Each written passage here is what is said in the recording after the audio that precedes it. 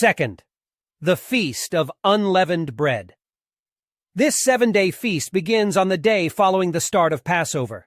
In the haste of the Israelites to leave Egypt, there was no time to add leaven, that is yeast, to their bread.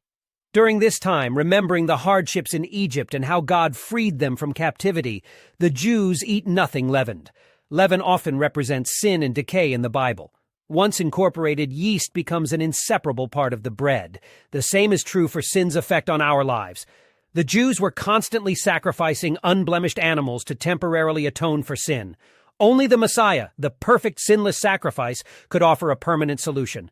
In John chapter 6, verse 35, Yeshua boldly states that he is the bread of life.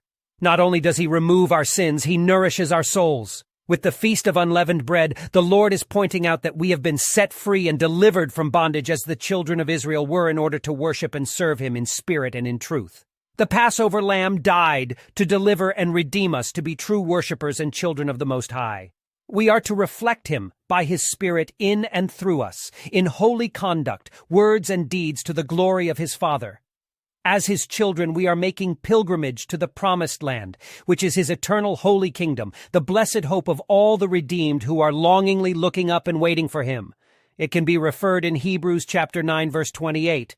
Prophecy in the Old Testament in Leviticus chapter 23, verse 6, we read, "And on the 15th day of the same month is the feast of unleavened bread unto the Lord. 7 days ye must eat unleavened bread."